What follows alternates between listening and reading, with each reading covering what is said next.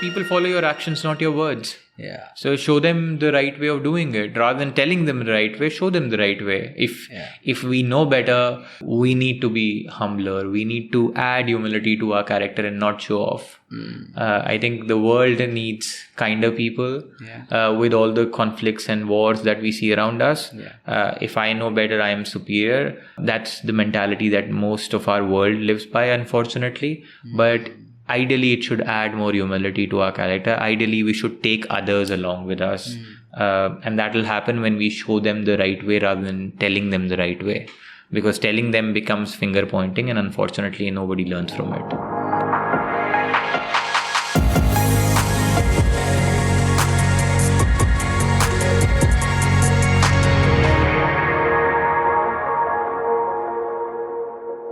On the first day of 2020, I was on a trek with my friends Milind, Ankita and Sarthak. We climbed Mount Takao in Japan. And when we got down from the trek, we were amazed to see that people were washing their soles of their shoes with a brush and some running water to ensure that they don't carry the dirt of the trail into the city. We were zapped and making videos of them doing something that was routine for them, but so extraordinary for us. And just a day before that, we had run 120 kilometers from Tokyo to Mount Fuji, and we had challenged ourselves to find a piece of trash or any instance of littering anywhere. But in the entire stretch of 120 kilometers, all 8 of us collectively found one candy wrapper on the street. Just one. And we all suspected that this also must have been thrown by one of us, Indians. I know it's shameful to think that way, but it's quite likely to be one of us. Let's face it, at home, unfortunately, what ought to be common civic sense isn't common at all. Here, we can't even walk 120 meters without seeing litter on the road, let alone 120 kilometers. Our streets and roads are quite literally full of trash. And we all get very angry when we walk by heaps of foul-smelling stuff. But who's throwing it there? It's not me, for sure, and I hope it's not you. But whether we are or aren't a part of the problem, there's something that you and I can do to be a part of the solution. Welcome to episode 17. This conversation is with my friend RipuDaman Bevli, who's better known as the Plogman of India or the Plogging Ambassador of India, which is a title given to him by the government of India for his contribution to the littering crisis in the country and for introducing and popularizing the concept of plogging in India. What is plogging? Plogging is a Swedish term which is a combination of two verbs, plocka up, which means pick up, and jogga, which is jogging. So picking up litter while jogging is called plogging. This is what today's guest started doing a few years ago all by himself. A few people joined in, and in less than half a decade, it has become a national movement that has touched over 1 crore people. Think about that number for a second. Mind you, this is not a digital service that we're talking about. This is not 1 crore app downloads. We're talking about real human beings coming out of their houses and picking up trash not thrown by them. How's that for an impact? Ripu is now fairly well known, and his efforts have won him recognitions such as a Global Impact Citizen by Global Impact Network USA, Social Media Activist of the Year by Cosmopolitan Magazine, and a few others. But most notably, at least for all Indians, he was called by the Prime Minister Narendra Modi, or as you might prefer, Modi ji, on episode 57 of his radio show called Man Ki Baat. But wait, how did he land up here? Wasn't he running the corporate rat race? Where did he get the means? Who taught him? Who gave him the money? Spoiler alert, nobody. It's a truly inspiring story of a boy raised by a single mother with limited resources who has ended up starting a movement that's capable of changing the conscience of our society. And if you listen to this episode till the end and you decide to do your bit, who knows, our streets might someday be as clean as the ones in Japan. Sounds great, I know, but काफी far-fetched लग रहा है ना? सिर्फ मेरे बदलने से क्या हो जाएगा? I feel you. But Ripu's story will demonstrate to you the magnitude of impact one ordinary man is capable of making. Let's dive right in. This is me and RipuDaman Bevli in the Find Your Ultra podcast, episode 17. Enjoy.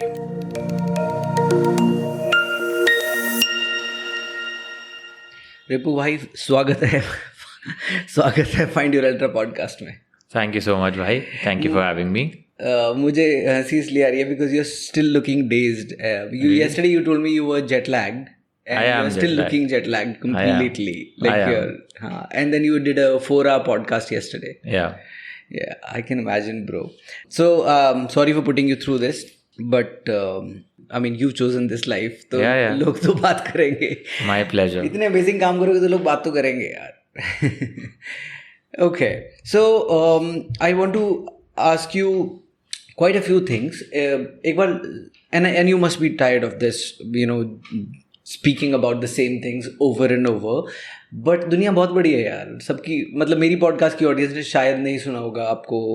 So let's begin right at the beginning. So tell us about how did you begin this journey, this blogging thing.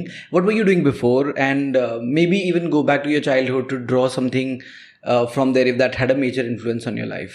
Okay, that's a lot of questions all at one go.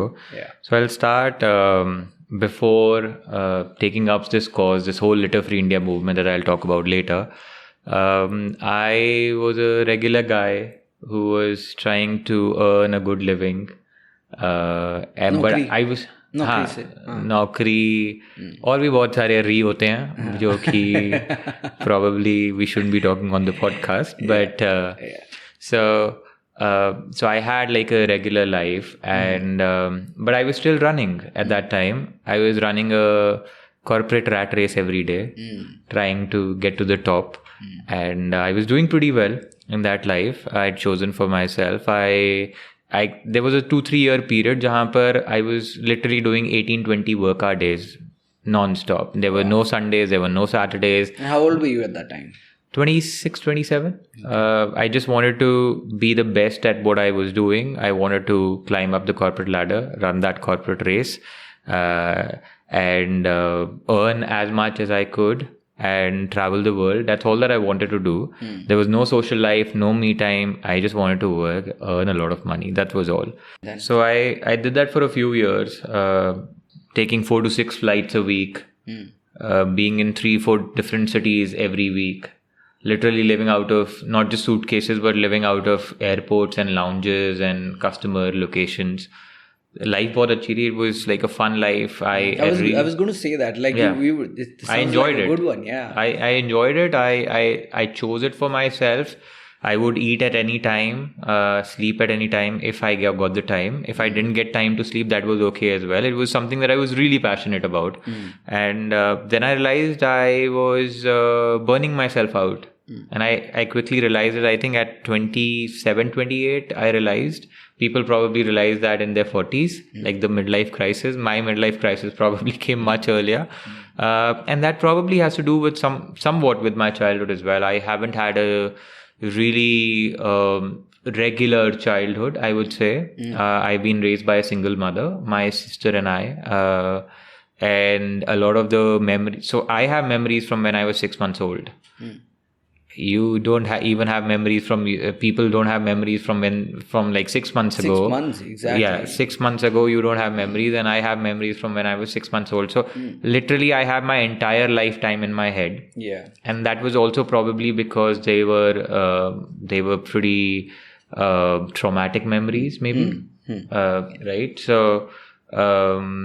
So my mother took that decision of moving out of my father's house when I was 2 and my sister was about to be born.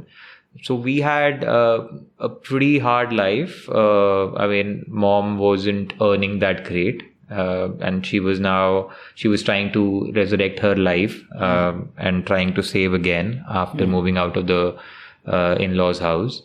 And that took a few years. Where were you guys? In Delhi? We were here only. The same house. The same house? Yeah. Okay. It was the same house. So she came back to her parents' house, and we started building our life here. It took a few years to get to some sort of stability.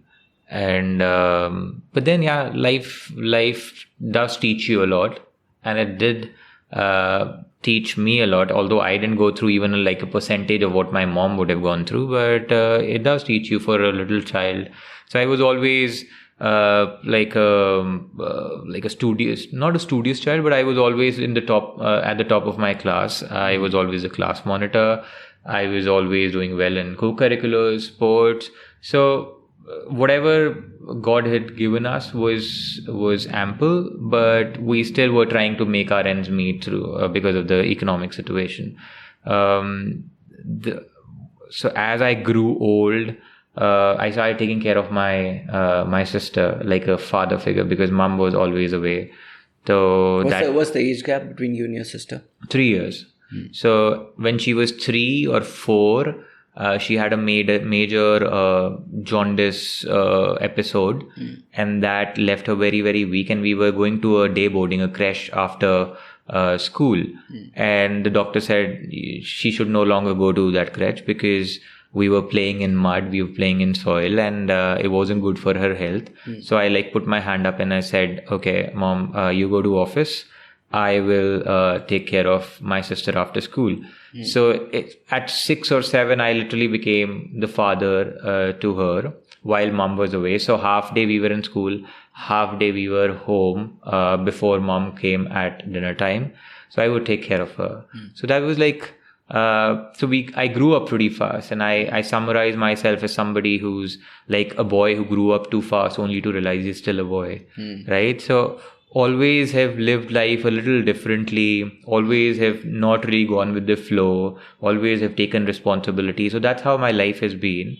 And while I was running that corporate rat race every day, I realized there's more to me.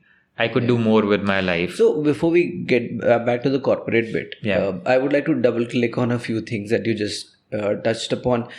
Your childhood. So when you said you were a good student and you felt like you had to become a father figure to your sister, and so basically it was the circumstances that forced you to do that a little bit. Would you say that, or where did that? So you felt that drive right from the beginning that कि शायद जिम्मेदारी खुद उठानी है अपनी life. I mean, in hindsight, or like you were, of course, you were बच्चे थे आप उस time पे, right? You were a child. You wouldn't have thought about it so deeply. But if you can remember, can you tell me what did you feel around that time that made you behave more adultish at such an early age? So yeah, I mean, in hindsight, I'm saying this, that I was a father figure, or I feel that she's my daughter.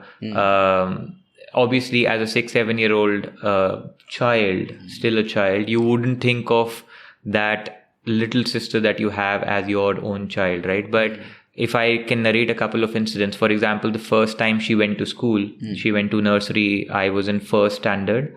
And I remember the entire 7 a.m. to 1 p.m. till the times the school ends, I was crying because I felt that somebody might just lose my sister somewhere and I might not be able to see her. So that was the kind of love that I had for her. You were also in school. I was in the same school, right? Okay. So I held her hand, and when I was letting her go with the Didi, I ensured that I tell Didi multiple times that please take care of her. She's coming to school for the first time. She's little, not realizing that every other child in that line was coming for the first time. Was there, were little children as well, but my little child was going and I was crying all the time. And who are you? You're also a little child. I was 6 years, 7 years maximum, right? 7 is a child. So that's the kind of bond that my sister and I shared. Okay. She's my first daughter. I don't want to make the entire podcast about this only, but I would really love to know if being raised as a single child, I don't know anything about that world. I've heard a few stories. I'm not a single child. By a single mother. What am I single saying? Parent. Yeah, raised by a single parent. Yeah. It's a different life. It's very different for the parent as well as for the child. And I don't know anything about that world. I've read a few books. I've read a few stories. I've read about David Goggins, and his life was the extreme of torture. And most people aren't like that. But still, if there's anything that you remember that may have had a realization of some kind or some, कि इसका तो life में कुछ करना है. No, I mean, there are, I could... It doesn't if I start talking about it, there'll be hundreds of such things. But I'll tell you probably a couple of them. One from my mother's perspective, right? being a woman in the 80s of India, or in the India of 80s, to actually take that step of moving out of her husband's, her in-laws' house. Way ahead of its time before it's normalized. Yeah, was like a huge, it's still not normalized. Yeah. It's still very difficult. Was a huge decision. And so I know the strongest person ever, and I don't say it's like the strongest woman, like she's the strongest person that I know, and I know a lot of people. So it's not that I'm biased towards my mother. It's just that she's been extremely perseverant with everything that she's done in her life. And I always say this: whatever little good that I have in me is because of her. Like a very small percentage, but I hope that'll grow over time. For me personally, and I think if you want to go into the depths of it, and if your podcast, it allows as much time as we need. No, I mean, I'm not talking about. I mean, if you want to go into the depths of that, then you should do a podcast with my mom. I would love to know about that life, because like I said, 80s India, a woman deciding to get out of the house because of domestic violence of the highest order, standing up to it, is a huge step. Do you think she'll be open to speaking? I don't think so. I don't think so, but you could try. And let's try and convince her and see if she's willing to open up. You never know. So, and from my perspective, look, I saw what was happening. Like I said, that's why I have memories from when I was 6 months old, because they were such traumatic memories. Before I could start walking, I was just barely crawling when I saw all of those things, and I remember all of those things. You right? Because, dude, I have a 18-month old at home. My daughter's barely over 18 months, and whatever we are doing, if there's anybody angry or shouting, and I'm just constantly thinking about what impact it's having on her. Is she able to grasp all of this? And even when say let's say you're watching a movie or something, and there's violence and all of that, and the baby's around, does it have impact or not? I just think about that. No, it does. It does have an impact. I mean, I came out of that house, came here, and then I developed a speech impediment. Everything that I would say, I couldn't say, let's say K. So कहाँ गए हो, कहाँ से आ रहे हो, Campa Cola ले आओ. I would say तां गए थे, कैंपा तोला लेकर आए हो, all of that, right? And that is something that kids very quickly picked up in school, and bullied me about it, because I was good at academics, I was good at sports and co-curriculars, but here's my shortcoming, right? So the moment they find a shortcoming, they bully you. So very quickly my mom realized. I was in prep at that time, prepper first, when she took me to a speech therapist, and that speech therapist was mind boggled, because generally she's like, in my 15-20 years of work career, we take 12 to 13 sessions before we see any sort of improvement in a child. And here is this very little child who in the first 30 minutes of the first session was completely cured. Right, I was speaking normally, everything had just gone. So it was just the trauma that I had inside me, that I never vented out somewhere, that probably started impacting my speech. And my sister picked it up as well. She was very little. She started saying all of the same things as well. And the doctor said, don't worry about her. The moment his thing is cured, she will be cured as well. So the day I came back with the normal speech, next day she was fine as well. Wow, dude. But do you remember the intervention? What did they do? Oh yeah, so they have their tools. They put on your tongue. They start making you say syllables. So it's like... So it's a physiological process wherein they correct. So it's all... So that somewhere that trauma that is in your brain, in your system, would impact the way you start speaking, right? There's a physiological effect as well. So that's what they do. Okay. Wonderful, sir. I'm glad we delved into this a little bit, and I didn't know about this, and I'm pretty sure a lot of people who know you still don't know about nobody this. knows. The first time I'm talking about it. So shifting gears a little bit, coming back to the happening corporate life where you're taking flights, and how's the clubbing scene going on? Oh no, I had no social life. Why? I Just because I was you're a workaholic. I was completely focused on my career, and I was doing pretty well, and I was very, very happy with it. I had a steady girlfriend, steady relationship at the time, and that was going good as well. So I just did not have anything else in life to do, and I was very, very happy with whatever that I had achieved. Okay. And this came after. So I've always believed that nothing has been handed to me on a platter, and that's what I've loved about my life, that I've worked hard for everything. So I in my one particular job where I was there for 5 years, in the first year I was actually asked to leave that company, saying that I am probably not fit for the culture of that organization. Obviously, various things happen, right? The office politics and all, and I decided to pull up my socks and work really hard. So that was like the kick that I needed. So within the same organization, I joined another team. So they gave me like a couple of months to move out of the organization. Instead, moving out of the company, I moved into another team. Took actually a detour, actually a demotion to get into another team. Did well for a year, and then got a jump in multiple levels higher.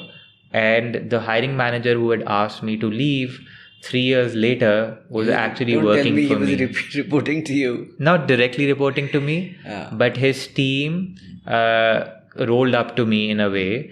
So he needed to work with me, like he was working for me. Kya baat hai yaar. Where is the web series on this? There should be a web series, dude. It's a plot. Awesome. Now again, something that I've spoken for the first time.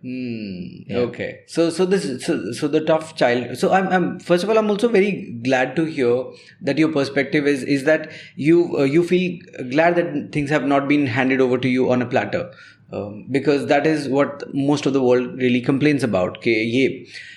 Things are easier for you, things are easier for others. For me, they've always been tough. Yeah. And if you can learn to sort of cherish that and build your life around it, this can push you into the sort of success that you've had in corporate life, and then now into something that you're doing, which is a lot more meaningful and deep as well, which we'll delve into in a minute. And then at some point, and I'm going to, because I've seen some of your interviews, so then the breakup happened. And was that the impetus to change stuff in life?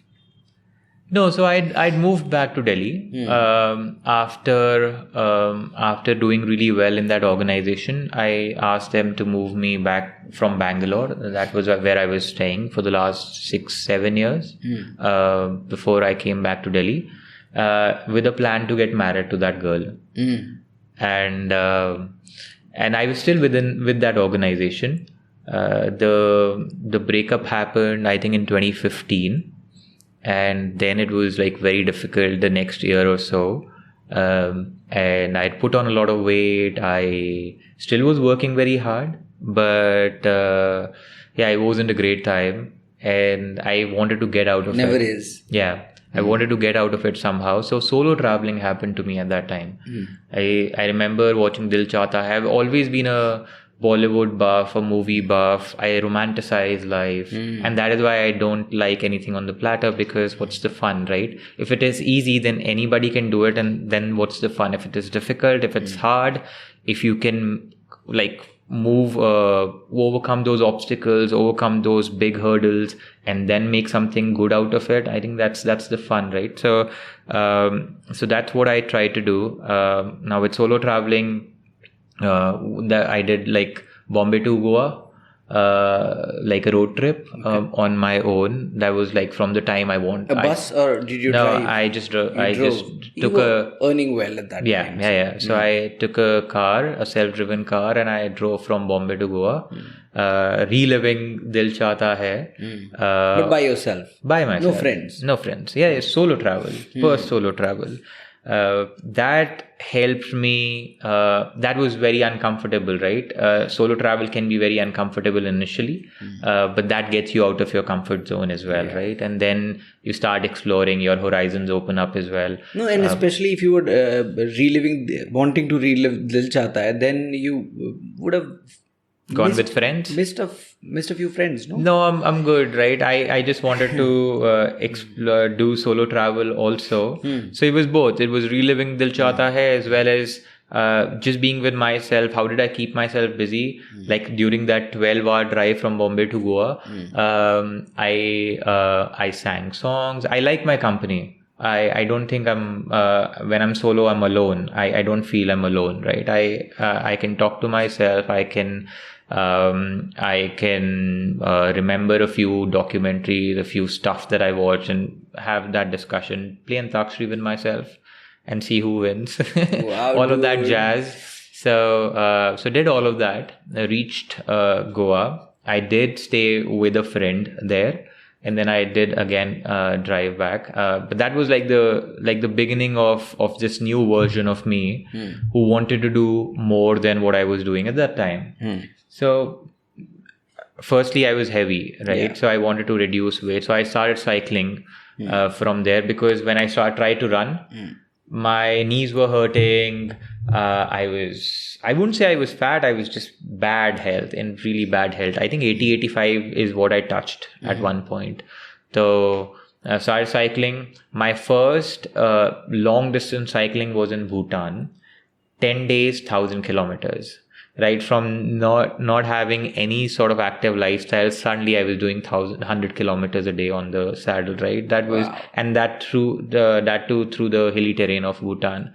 So I've always been a sports person, so that helped. Even though I've damaged my body for the last 4-5 years at that time, at least being a sports person, it At did heart come back. always, you may not have followed through. But I'm also curious about the Goa trip. What happened there? Did that end up being a significant trip in terms of did you do any reflections there and made any major life decisions, or it was just a solo good trip? Yeah, I generally don't take life so seriously, where I sit down and reflect. Nice. वो reflection, matlab, that's not me where I say, okay, now you need to sit down and reflect. Okay. If it happens very organically. Okay. And then it just comes as like there's a understanding that you had. It internalizes very quickly. And then you move on, and then you don't think about it, right? That's how my life has been. Yeah. I don't know if it's the right thing or the wrong thing, but it just has worked. It is what for it me. is. It's not right or wrong. Yeah, it is. Yeah. What it So is. it is. It's how this is how it generally happens. So I go through that trip. That trip itself is a reflection of where I am and what I want to do. It's a series of small moments that you Correct. probably won't even remember, but have an impact on you. So the action, the overall action, rather than words being added to my head, is more important. Right. From there on, I started solo traveling. I realized I enjoy solo traveling. I did Bhutan. I did a few other trips. And very quickly I realized I don't want to be working here anymore. I had reached where I wanted to reach 2-3 years back already. And then when I reached that milestone, I realized it's a hollow place. What was I striving for? What milestone was it? Was it a financial milestone, or was it a position milestone? A position. I was the sales head for India. Okay. And I was just 6 years experience guy. Whereas, so it was an MNC. They have their offices in about 40 odd countries, and most of my peers were 15 to 20 years experience. So I was just 6 years of experience. Crushing it already. Yeah. So when I reached there, I realized it's a hollow place. I mean, there's much more to life than the numbers and going after revenues and sitting in customer meetings. So I just realized that there's more to life, and that's what I wanted to explore. So how did the change to plugging happen? Yeah, so this was late 2016 when cycling had happened for a few months, and I felt my body was way better. I was much healthier. So I started running slowly. And at that time, I had switched over to my new startup. So it was a tech startup, a US-based startup who didn't have any operations in India. So I reached out to them and I said, I can build your business here. So it was like having my own tech startup without the baggage of starting completely from scratch, because they already had the funding.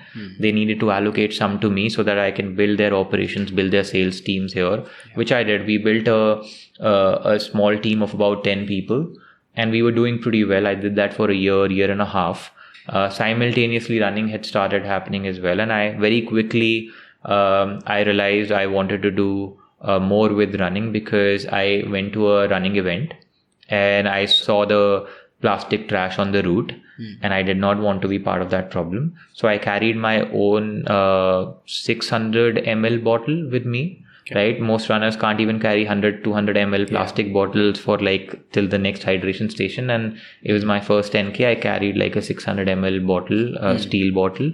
And I was like, I don't want to be a part of the problem. So that was my first initiation into what I wanted to do. After that, I went around that marathon route, cleaning up the route, because there was a news. In your first event itself? No, it was some other event after that first event. I saw a news in the news. Pehle mein to dekha and you're a little shocked and all of that, and you didn't like it. Correct. And the next one you decided, okay, if I'm participating here, I'm going to clean up. Actually, there was a newspaper, there was a news in the newspaper which said that this marathon had happened over the weekend. And the route is still littered with all that plastic, right? So they had put a picture of it.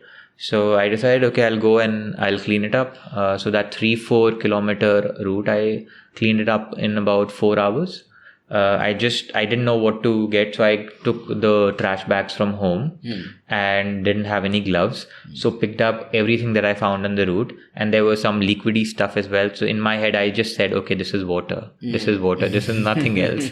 All right. And I picked up all of it, and I just realized, okay, this is what I want to do. In that moment, I realized, okay, this is something that I want to take to more people. And I just posted on a WhatsApp group, and people were like, okay, let's do this after our runs. So with my running group here in Delhi, after our which one was it? So this was in it no longer exists, but this was A6 running club at that time. Now it's a different running club, but so this was Chanakyapuri, Central Secretariat running ground. So we after our weekday trainings, we would instead of cooling down, we were picking up litter and cooling down, right? Instead of the run, a simple jog and cool down. So that became like a cool down activity. But dude, in this first one, when you read the news in the paper and then you decided to go clean up, does that sound normal to you? Like, not how many people would have read that news, right? And how many people in that area would have read that news? Quite a few, right? And still nobody went there to clean it up. Nobody had that even, and some people people are nice, right? Some people may have had the thought but didn't execute. Why? What is it about you that? Why did you go? Like, what made you go? Have you felt about this cause or something? Have you been like reading a lot about it? Have you been pro-planet always and all of that? Have you been watching documentaries, or what is it?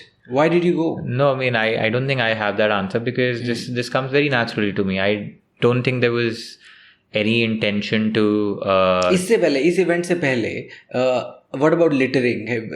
You never used to litter yourself, but did when you saw other people littering, did that make you feel something, or did that make you angry, or did you go to people and ask them to not litter and all of that? इससे पहले? No, so things like these don't make me angry. It's not my natural reaction to because I mean, in hindsight, I can say this, but probably this is something that I've always grown up with, is that if you know better, your character becomes more humble. It adds humility rather than anger, right? So if I feel that I know better, if I feel that I can do better, and if somebody is doing wrong, then rather than being angry, I just feel that, okay, I can probably make a change or make a difference. And that's what when you go and pick up litter yourself, and this is what I tell people, that if somebody throws a packet or a wrapper in front of you, just quietly pick it up in front of them and put it in a trash bin, rather than finger pointing and blaming and shouting and doing all of that jazz, which gives you the virality on social media, unfortunately or fortunately. If you're really in for the cause, and if you really want to drive long-term change, then your actions should speak louder than words. And this is something that probably I've done forever. Not that I was always picking up litter, but I remember that my mom being in Archaeological Survey of India, we've traveled all over the country even when we were children. And very small things that if we were carrying a plastic bottle or a wrapper, we would always put that in our pocket or in our bags. It would never go in whenever we were traveling in the mountains. Because we will see a dump, it was still there. We would not throw it there. So it was something that we learned as children without really any major learning as such, right? It was something that probably our mother was doing, and we were just following in her footsteps. So when you see people littering, and when you see somebody doing something that's not good for the nature, you see an opportunity for change instead of angry. That's what you feel. कि कुछ यहाँ बदला जा सकता है, and you do that through your action. Yeah. Again, an opportunity also then sometimes becomes pressure, right? I don't look at it as like okay, I have to make something happen here. I'm just doing I think that's just common civic sense that I'm doing. And if every person adopts that common civic sense, people like me are redundant. People like me are not needed. And that's what I want to achieve in my lifetime. But you would have experienced this and realized this over the years, that people like you are, in fact, even rare, not just needed, but there aren't enough of people like you who are trying to do stuff which is needed. I mean, today with the movement that we've driven, we've almost touched almost 1 crore people, right? Now, through various initiatives by the government, by various corporates, by my individual efforts, but in partnership with all of these organizations and corporates and NGOs, we've almost touched 1 crore people. So that change is coming. Yes, there's a huge pile up of trash already there. Yeah. It is going to take a lifetime to see that change happening in front of us. Yeah. But internally, a lot of changes are happening within people. Yeah. And that's happening across the country, if not across the world. Although I do get messages from all over the world as well. Recently, Litter Free Indonesia started as well. So, yeah, it's a change that we've initiated here. And it's going global, if not just national. Amazing, dude. I mean, it makes me proud. So now that we're touching upon this, so let's divide the rest of this in 2 sections, 2 parts. Okay. One, let us talk about the problem and the solution that you've been trying to do for this. और मैं इसलिए बोल रहा हूँ कि यहाँ से from this moment onwards in the podcast, my aim is to really feel the urgency to bring about some change, at least in my behavior and in the behavior of my people, at least the people that listen to me, care about what I say and do. Right? That could be my immediate family. And I have a confession to make here, which is, I know that global warming, and I know that environmental pollution is a big thing, and nobody but human beings are responsible for it. But it seeped so deep into our lives that not everybody makes conscious time or effort to do something about it. And if you ask me, I do a lot of things right. I would never litter. I would stop people from littering. I would put things in my pocket. I would pick up things that my people have thrown and put them in my pockets and throw them in the bins. But I do not ever go to the extent of, like, I'm not always mindful of carrying my own bottle, and I do not hesitate in buying a Bevli, which is adding to the same problem in a massive way, right? Just educate me on the grave situation that's out there. Paint the picture for me कि क्या गलत हो रहा है, so that I feel the impetus to, act and change a little bit. And how we'll change, we'll come to that in the later half of this. Okay. So tell me about the plastic scene. Tell me about the ocean scene. Like, how have we ruined it? Yeah, I mean, that is going to be painting a very gloomy picture if we get that, into dude. Like, all मुझे of रुला के that. भेजो यहाँ से मैं बोल रहा हूँ. Right. So, look, there are multiple facets to it. I'll touch upon the major facets briefly. One is, look, we've destroyed the whole ecosystem, which is primarily the whole deforestation that we're doing, right? If, let's say, 12,000 years ago, when the human civilization started, there were, let's say, around 6 trillion trees or more in the world. Today, they're not even half of those left. And I'm talking about these 6 trillion trees, which were like fully grown, huge trees, which have been there for years. Right? I'm not talking about the small plants, the bushes, all of that. I'm talking about fully grown, like huge trees, that when you see a 500-year-old tree, a 1,000-year-old tree, right? Huge trees. I'm talking about those trees. Now, from that, with not even half of those trees left. And I'm not talking about, like I said, right, the local trees here, how quickly have they disappeared. I'm just talking about the huge forests, like the Amazons and the deep forests all across the world. Okay. So that is a huge problem. The second thing is that from the industrial time, we have already raised our temperature, average temperature, to 1.5 degree. Right now, when you see Delhi at 45 degrees, 48 degrees, it becomes unbearable to live here, right? Our bodies are not equipped to handle that kind of temperatures, that kind of extreme temperatures. Now, suddenly in May this year, the temperature was 12 degrees. Yeah. It has not happened ever. From 12 degrees to 42 degrees, it didn't take like 3-4 days to go there. Yeah. Again, that is something that is impacting our bodies in ways that we can't imagine. Global warming is one factor which is leading to climate change. Then there is deforestation. Then there is greenhouse gases, which is again through global warming increasing our overall temperatures. But when those temperatures increase, there are other aspects of nature that come in, right? So when the temperatures suddenly increase, there's a lot of evaporation from the water bodies. That leads to humidity in the air. That leads to rain. When rains are happening unseasonally, then floods are happening as well. When floods are happening, then droughts could happen as well. So it's all a vicious cycle. So global warming, it's all connected. It's all interconnected in a big way, in a way that we don't understand and we cannot undo. So it has already happened. And we will not be able to reverse it. We will not be able to mitigate it. The only thing that we can do is buy ourselves a little more time. We are headed for doomsday. This is something that I believe for the last several years, that we are headed for doomsday. Okay. It will happen at some point of time. Mayan said 2012 mein hoga. That did not happen, but it will happen. All we are trying to do with whatever little efforts that we can make is probably delayed by a few years or a few decades, if not a century. So that's what we should look to do. Talking about the plastic, we are eating, or everybody has a credit card, if not multiple credit cards in their pockets. That's the amount of plastic that we are eating every week. Really? How? Through the packaging that our food comes in, that seeps into our food. Through if we are eating seafood as well, that is also so, because the plastics are constantly breaking into microplastics. So when let's say we buy a water bottle and then we keep using it or reusing it, which people say you should do, right? That could be one source. Then the plastic packaging that all our food, all our fruits.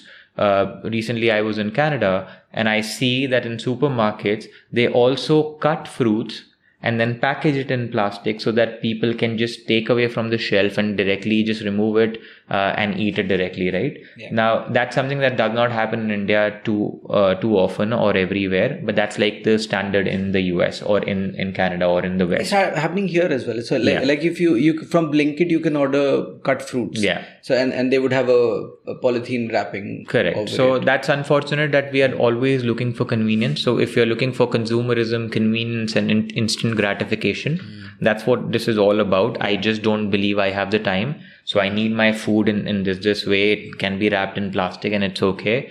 It is what it is. And we're eating a credit card every week, and not just we. It is now microplastics are found in our bloodstreams. Microplastic is found in an unborn baby. Wow. In the fetus of a mother. Oof. It is still inside her womb, and they can see the microplastic inside that baby as well. Right. So that's how this is gonna be impacting us going forward. We might turn into robots, whatever it is. Yeah. I don't know. Obviously, I'm not a scientist, but obviously this cannot be good for our systems, right? So we don't know what's gonna happen to us. But the only thing that we could do is, can we cut down a little bit on our consumption? Can we be more mindful? Yeah. Now, so when somebody buys a bottle of Bisleri and they're reusing it, you're saying every time you reuse it, there's some bit of microplastic that seeps into that water or whatever purpose food item that you're putting inside it. Yeah, so this could be, and it's not just a Bisleri example. We don't want to pinpoint Bisleri. It could be anybody, disposable bottles, right? Any bottle, any use. packaging, any plastics that we use. They constantly, like for example, when a stream, a river is crashing into those huge boulders, right? They're constantly churning off that rock. Over years, over centuries, they do become smaller rocks, right? It's the same with anything else. Like plastic is no different. Any material, it's just that it's not perceivable to the human exactly. eye. Every material has a wear and tear. So is with plastic. Okay, and that seeps into our bloodstream. Yeah. And the credit card thing that you're saying, there's a study around this. Yeah. That shows that. Yeah. It's a several-year-old study. It's wow. I think 2018 or 2019 is when this study came up that we are eating a credit card every week. So what is the life of plastic? Can you just say biodegradable चीज़ें जो हैं nature में जो पाई जाती हैं, fruits हो गए, उनके छिलके हो गए, वो सब हो गया, that's all biodegradable stuff, right? वो ज़मीन में जाता है. प्लास्टिक जाता है तो क्या होता है? So plastic, people will say, they will tell you based on different grades of plastic, and there could be anywhere between 20 to 50 types of plastic in our regular lives, right? So obviously we're not going to get into all of those, but people will tell you that this will last for 50 years, this will degrade in 1,000 years, this will not degrade in 1,000 years. Point is that if something is not biodegrading in the next few days, that's not biodegradable. That is going to live in our environment, and every single piece of plastic that has been manufactured on this planet is still here on the planet. Wow. Dude. Right? So think about the early 1950s, when plastic really started coming into our lives. In the West, in the 60s and 70s, it became a huge fad that you could take away your food and your groceries in plastic. It was a huge convenience revolution. It was considered the greatest invention of humanity till that time. From the greatest invention to the biggest catastrophe in just 50 years, in less than half a century. And everything that has been manufactured over the last 50, 60, 70 years, it's still here on the planet. That's enough to understand, dude. Like, it's a horrible thing. Okay. Right.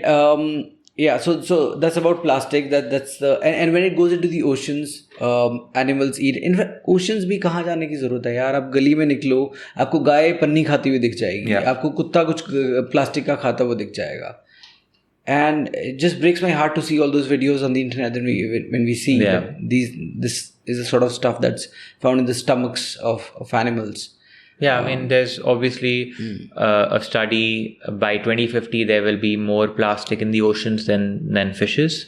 I think it's already the case, but I'll go by the study and say, okay, 2050 tak we still have more fishes than plastic, but by 2050 it will be more plastic than fishes. So that's what we're going to be swimming in if we are still here. And dude, let's talk about the solution space. What does the solution space look like? What have you been up to? What have you been doing?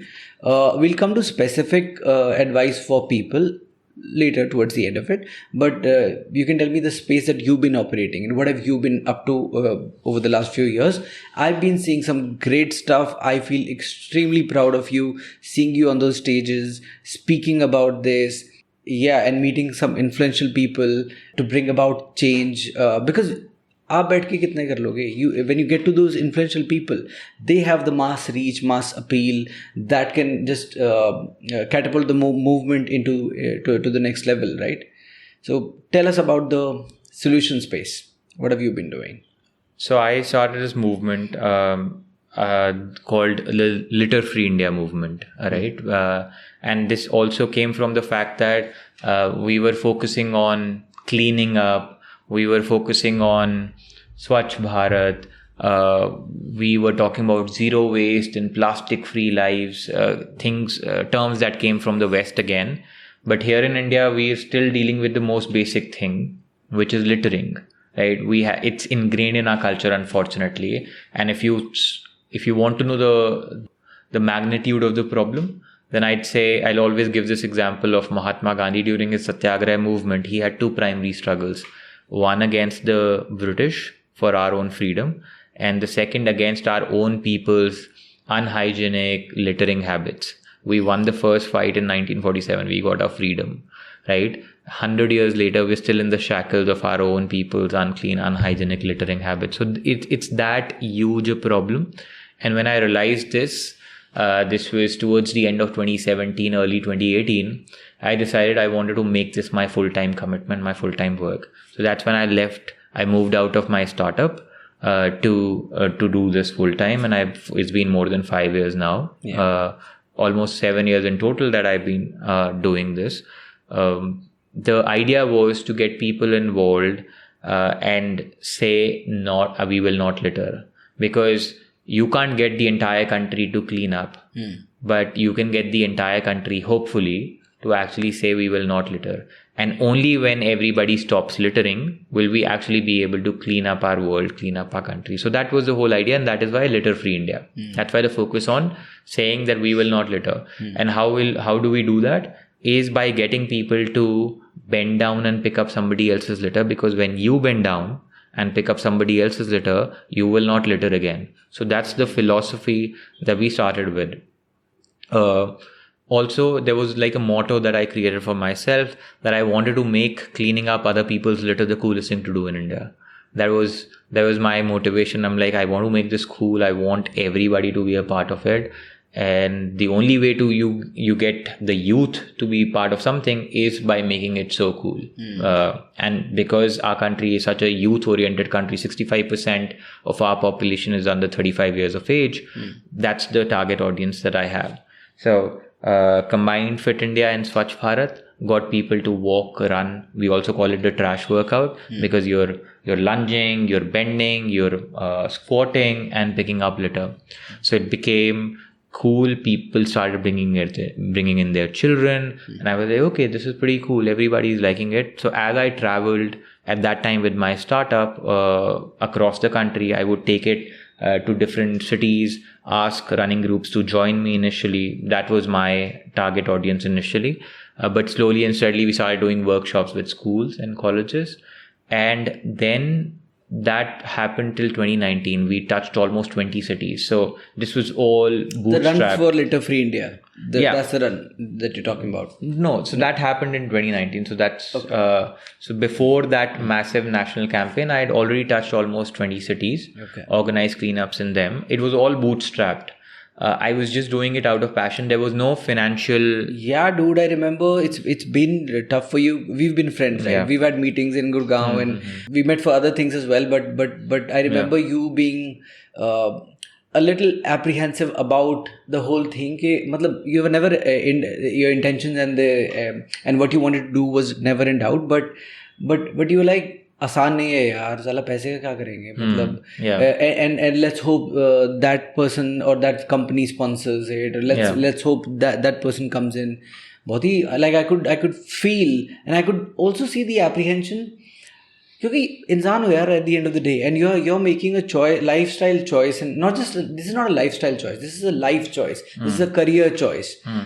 This is how you're choosing to live the rest of your life pretty much, or you're only human, so how would you be sure that this will work out? When you're joining a job, you don't know whether this career is right for you. When you're getting into something that nobody else has done, at least at this scale, at this level, nobody has taken this initiative. You're saying plogging चालू करोगे, मतलब 150 करोड़ का हमारे देश में कौन किसको पता भी है टर्म ये, and that's what. So it was a leap, massive leap of faith, and I know it's not been easy for you. People may see on social media and feel like and see the red carpets or Diya Mirza or किस से मिलके आए हो भाई. नहीं, so that is like part and parcel that happens. But there's a different side to the whole story, which is... No, so I this is like probably a shortcoming in me, if I may call it candidly, because everything that we do, there has to be some sanity to it.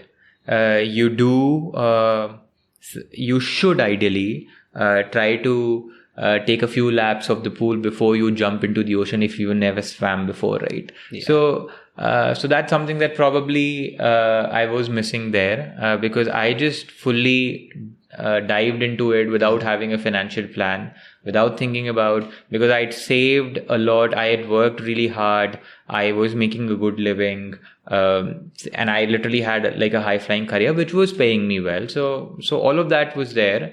But I didn't know how long will I be able to survive on my savings, and I never thought about it as well.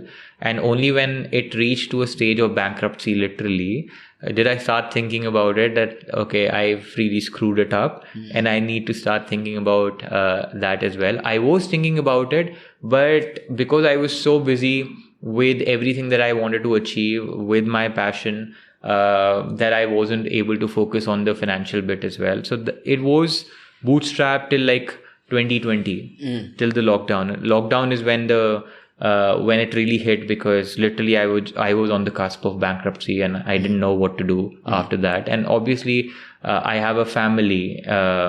Yes, I'm not married, but being raised by a single mother, she has certain expectations of me, and you feel bad that if you're trying to give back to Mother Earth, trying to give back to Mother India, and not being able to take care of your own mother, that does hit you as a child, as a son. So I've changed some of those things, and the paths that I've created, hopefully people will be able to follow this path and create a good living for themselves, which is beyond the typical doctors and lawyers, or even sports has become lucrative these days. So if you want to really do good social work, if you really want to give back to the society, to the country, I probably have created a path. If nothing else, you can learn what you should not do from me, right? Which is not have a financial plan at the beginning. You should always have a financial plan, and try to build a sustainable business model for yourself. Non-profit or for-profit does not matter, but build a sustainable business model for yourself and start from there. Oh, that's so nice to hear, dude. So when from being on the verge of bankruptcy, what happened around 2020? You got called by the Prime Minister? Yeah, so actually the bankruptcy happened after all of those accolades. So I'll talk about 2019 first. So Man Ki Baat happened in 2019? 19, yes. Okay. Yes. So I was going all over the country, cleaning up 50 cities in 50 days, an unprecedented campaign anywhere in the world. Now, had I been a good marketer, I should have registered it for a Guinness World Record or something like that, so that it gets the news. But that wasn't my focus. My focus was just to go out there. There is a Guinness Book of World Record for everything these days. Exactly. I did 20 push-ups, and I'm the only person in the world to do 20 push-ups inside my room. Like it's going nuts these days. Yeah, but that campaign was an unprecedented campaign. Like 1,000 kilometers of cleanup on foot, 50 days, 50 cities. So we could have done a lot of marketing around it, and in hindsight I should have, but I didn't know any of it, right? I just wanted to go out there and make a difference and take this to the national conscience. That's what I did. So I was started from Kochi down south. I had a small team with me. We were like the believers, the doers. We all were so passionate about doing this. We did get a sponsor on board as well. For somebody gave you an EV for the trip? No, it wasn't an EV. It was a car. But we did get a car from one of the manufacturers as well.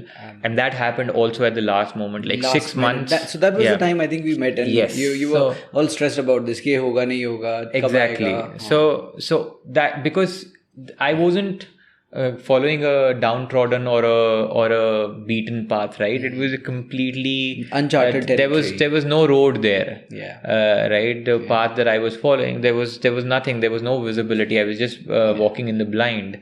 But it all happened. It was all hope and plans and an intention. That's all it was. Yeah, passion, complete passion. And so I started in September. Literally, you can say in September 2019, I started from Kochi solo. And by the time that campaign finished 50 days or 2 months later, almost 50 lakh people had participated in the movement.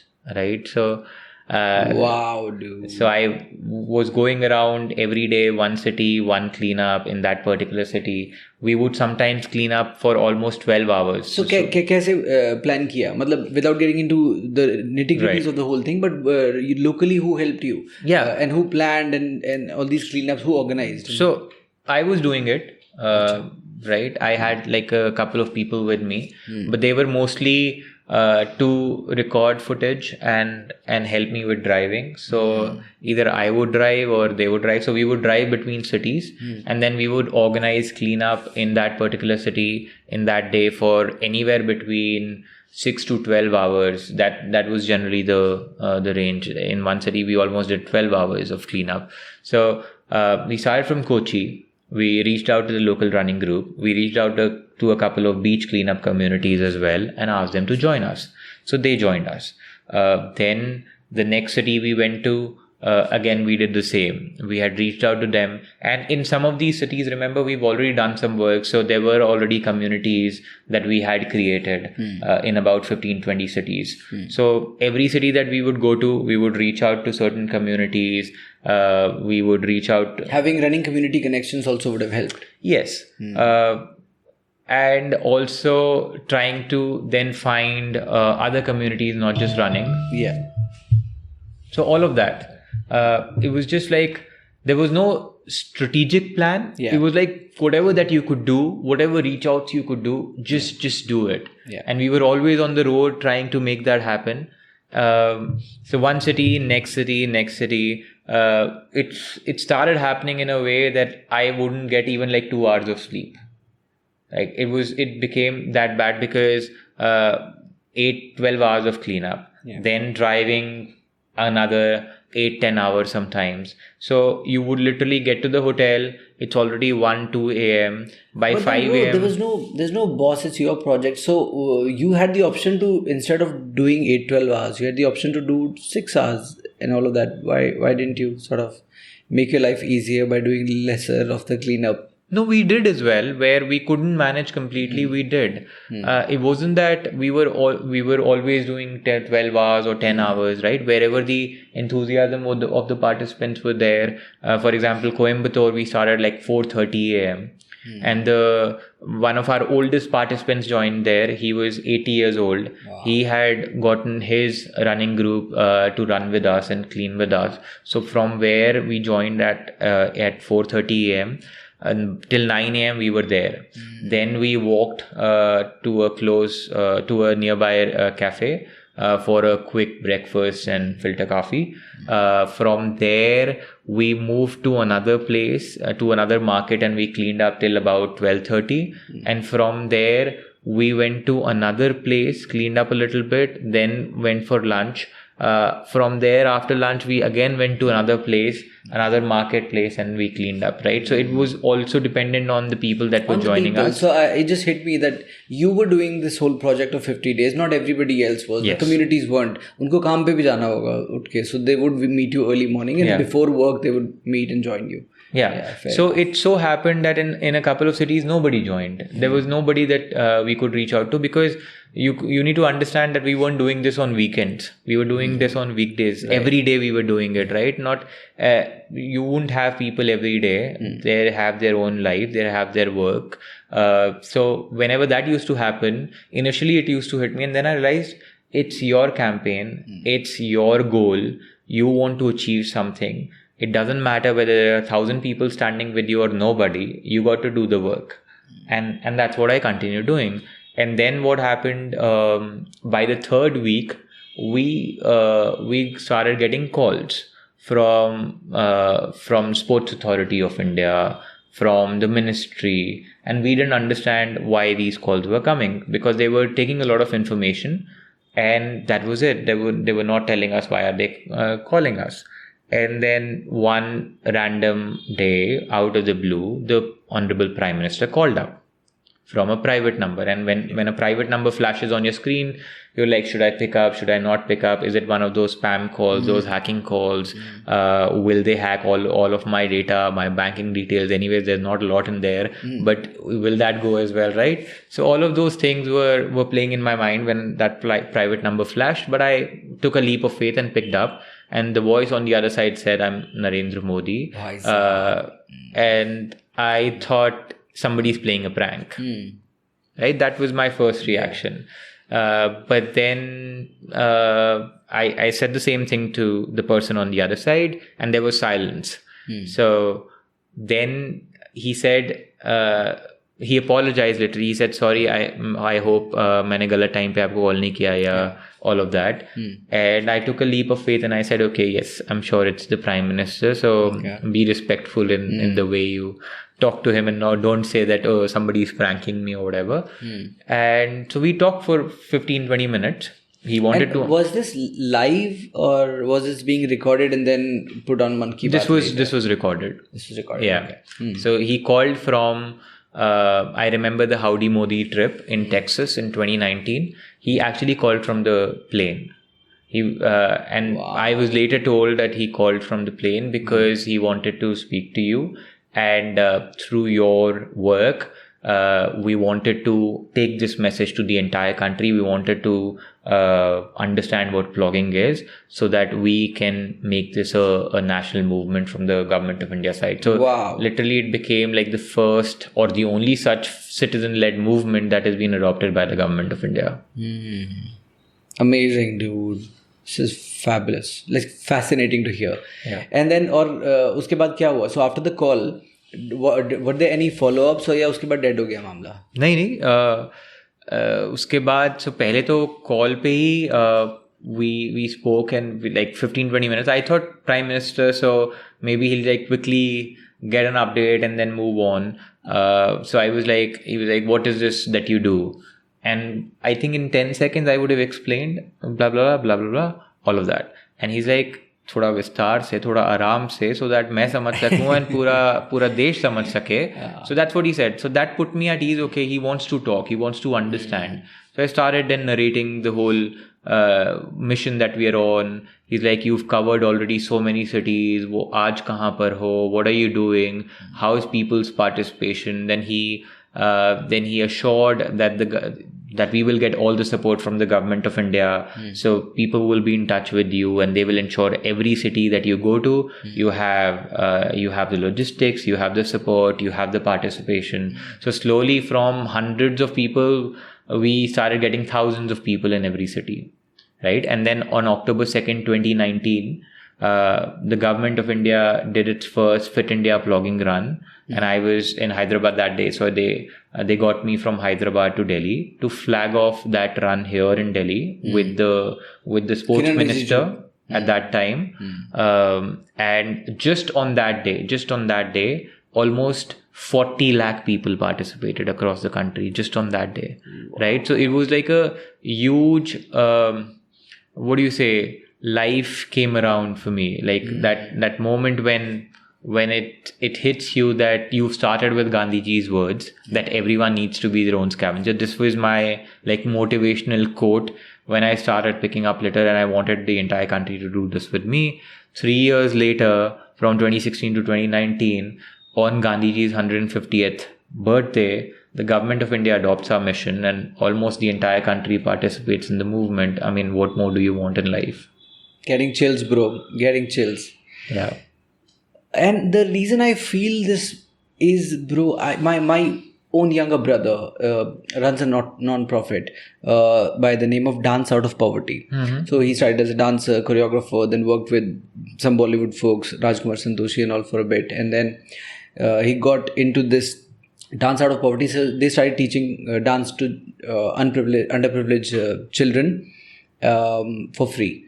And help them make a living. They would groom them into people who can teach dance and make a living.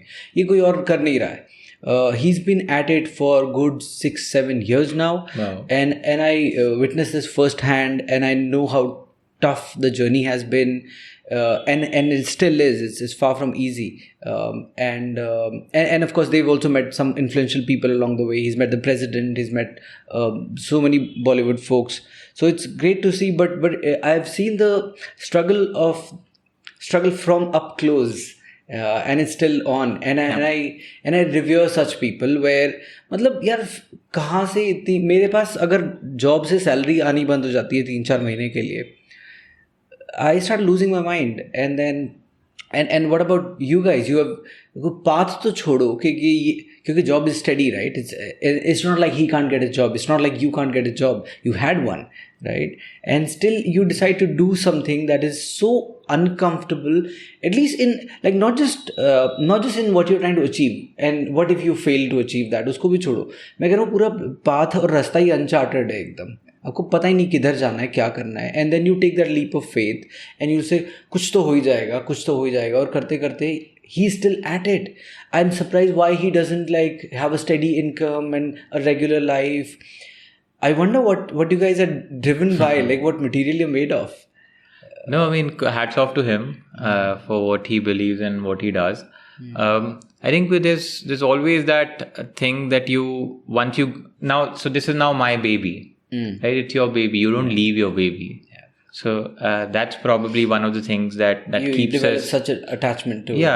And also when you see the impact as well, right? Correct. I think अब तो दिखना चालू हो गया, लेकिन शुरू जो सबसे ज़्यादा मुश्किल वक्त होता है वो शुरू वाला था. when you took the leap of faith and say कोई एक बंदा नहीं आ रहा है यहाँ, RipuDaman है, नौकरी छोड़ के झोला लेके और आप कूड़ा उठा के लगे हुए हो. and just imagine the state. I'm trying to imagine the state of your mind at that time, and your families and your relatives and your friends who are looking at you and saying ये ठीक है यार होता है पर इतना पागलपन ठीक नहीं है, क्या ही कर रहा है, क्या हो जाएगा इससे. And from that moment to reach the moment of flag off of this run on Gandhiji's 150th anniversary. I can imagine what a story, dude. Like, I mean, it was surreal. I was constantly being pushed to the front along with the minister, and I realized that's not very me, right? To be because even when we were doing drives across the country, we were always, when we were shooting with my team, I was like, bakiyon ka lo. I was like, shoot other people. Don't just keep shooting me. And it has been like a journey, internal journey as well, because when you're wanting to change something, you want everybody to be a part of it, right? It shouldn't be just you. It should be everybody together, because the whole Litter Free India movement is supposedly everybody's movement, right? It's not my movement. I want everybody to feel that it's their movement. It's their baby. They want to make India litter free. And that's what's happened in a way. So it does drive me at various levels. Personal transformation is one. Then also seeing the impact like you spoke about. So that impact is obviously there. I do see it. And for me, there have been two starts, not one. First start happened in 2016. And that continued till 2018, 2019 is when we started getting the recognition for the work. Then the lockdown happened, right? Then the bankruptcy happened. So I had to restart again, like after 3-4 years of building something. And I thought, okay, I figured out a model that I can work with. I've gotten a lot of impetus. There's a lot of visibility. People are wanting to join in. People are willing to support, whether that's from Bollywood, that's from government or other fields. Everybody is wanting to be a part of it, and suddenly everything stopped. Right? People were struggling for livelihood, for their survival. So who will think about the whole Litter Free India movement? So everything came to a standstill, and we did not still have a business model or a financial plan. So how do you again get back up? You've been thrown back down on the ground, and you need to stand up again on your feet. 4 years after you've just was about to start walking, you've been pushed down again. So for me, it was like another challenge. 2021 also was a major challenge, but I think in 2023 we are way better, much smarter, and but how hardened. did you navigate the 2020 crisis? So And the bankruptcy. Yeah, I mean, so I was still waiting for some payments to happen from my earlier campaigns, and those had taken like a year or so. And because 2019, that campaign that I run to make it litter free, was such a massive campaign. Nobody had done something like that, right? It was huge. So I had put in all my last hard-earned money, all of that went there. So that is why it was literally like bankruptcy. Yeah. So I was still waiting for all of that to come to me from the sponsor. And that happened towards the end of 2020. Okay. So I had no visibility if that will happen or not. If that doesn't happen, then will I have to go to court and for it? कोई बड़ी बात नहीं, India में होता ही है sir. Exactly. Like you may not get it. Exactly. So even if I go to court, will that come to me or not? I did not know. I was fighting with it may come to you 35 years later. So imagine, right? Yeah. Imagine my plight. I didn't know any of it. I was just completely in the blind. And obviously you don't share such things with anyone at that time. Yeah. This is the first time I'm talking about it. But it was a difficult phase again. The initiation 2016, 2017 wasn't this difficult because it was completely out of passion. I had a fund to fund me, which was my hard-earned money. It was all bootstrapped. But now suddenly everything was gone, and I didn't know what to do. Yeah. Well, that's life, man. I mean, yeah, that's life for people like you who walk on the path. But that's what I'm saying. I'm hoping that I'll be able to create especially for this kind of work, right? Which is looked down upon. Right? To create movements. So when you mentioned a couple of times now a model, what does the model look like? What are the broad contours of the model? So if somebody wants to join into this movement, and you said you can build a sustainable business out of this, how does one do that? So very simply put, like I said, my initial motto was to make cleaning up other people's litter the coolest thing to do in India. Now plogging has become so popular. Now plogging is not something that I took from anywhere, right? It's an indigenous created movement. We created the movement, the running and cleaning up movement. Just that we did not have a cool term for it, right? Plogging is the term that we adopted, not the concept. Where did we adopt it from? So plogging is a Swedish term. Okay. So in 2016, when we started running and cleaning up, I was like the first guy who started doing it. Like it's a concept that I created. But to get to the masses, you need to have like a term for it as well, right? So that it's like if you're trying to do something cool and not having a cool term for it is not cool. Yeah. So you need to have that cool term. And in 2017, we came across this term plogging. Swedish term here for pickup and jogging together becomes plogging. So we adopted that term, renamed ourselves to Ploggers of India, and suddenly we became much cooler than what we were initially called. My City, My Responsibility is what it was called. So the first thing is we made this extremely cool. It's become part of a mass movement, or it's become a mass movement, right? And it's become part of the national consciousness now. Everybody wants to be a part of the plogging movement. Now people know what plogging is. Anywhere I go, if people see me on streets, they say, oh, you're doing plogging. They don't know who started it. They don't know who RipuDaman is, but they know what plogging is. And not just people in communities, corporates know too, right? So if anybody wants to get on this path, they will have corporates and companies and brands wanting to be a part of that movement as well. So one could just start a campaign which has some legs, as in like it's well planned and all of that, and then you will have now people who not only recognize the term but will understand what you're trying to do and are willing to partner and sponsor that.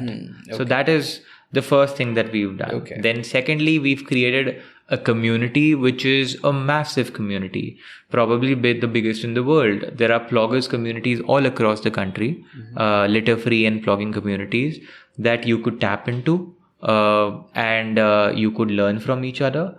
And then that also then because that becomes part of the national consciousness, you have collaborations happening at those levels as well, right? So everybody wants to be a part of it. Even Bollywood wants to do plogging drives. They continuously doing plogging drives. Whether I get the recognition for starting and initiating that movement is secondary.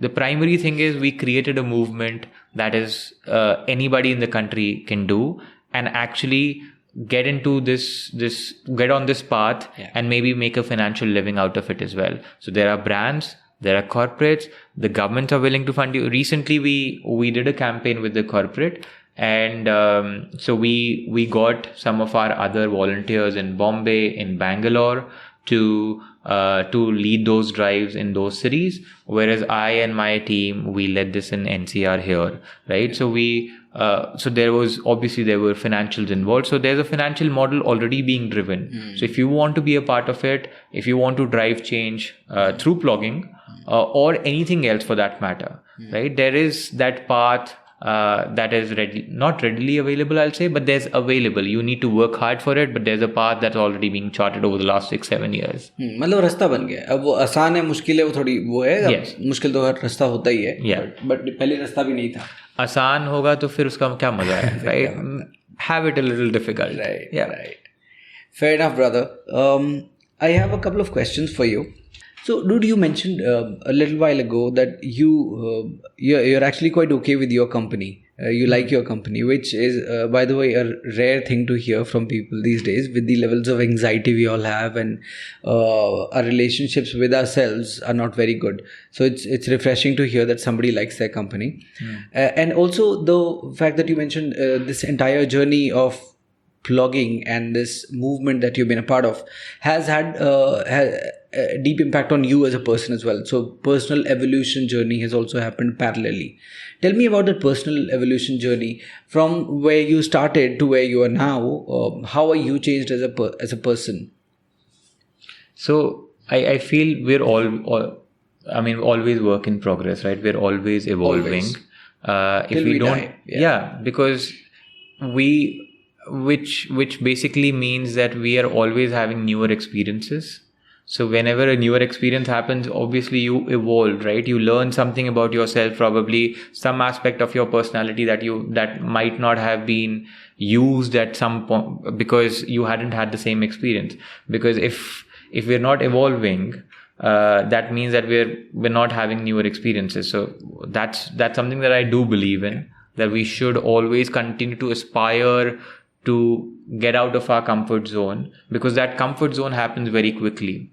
And I think the anxiety is, I'm not a lifestyle coach, although I'm a happiness coach, a certified happiness coach, but I won't profess that, okay, I know everything. But dude, I didn't know about this. We could have talked about this in detail. Okay. But tell me a little bit, sure. Right. So I think in terms of personal transformation, when we look at ourselves, we should constantly aspire to get out of our comfort zone. What we are doing today, are we too comfortable with that? Are we too comfortable with our routine right now? And then we start procrastinating things sometimes as well. I'm a huge procrastinator, by the way. Big time. Lazy bum. One of the laziest bum, probably the laziest bum on the planet. But I constantly try to challenge myself with situations, try to do better. And when I can't get out of the bed, there are lots of days when I can't get out of the bed, when I don't have enough motivation, when I don't know what I am doing, whether I'll be able to continue this or not, for how long. All of those questions do creep up. I'm a normal human like everybody else, and it's very normal to have those days when it's okay to be not okay. I give myself time. I say, okay, it's okay to be not okay. It's okay. It's one of those days. Tomorrow will be a better day. But make it a better day then, right? Give yourself that time. Give yourself time to heal. Whether that's from a breakup, whether that's from you starting this movement and 100 other people saying, okay, we started, Me Too movement started with blogging as well, by the way. It has happened and it has continued. Well, people will come and say, okay, this is something that I have done. This is something that I have created. You know who you are. But still, it becomes difficult sometimes. Somebody is a good marketer. Somebody is better connected than you. Somebody has support from, let's say, the film movie industry, or has better connection in the government. Suddenly you see a lot of those things happening as well.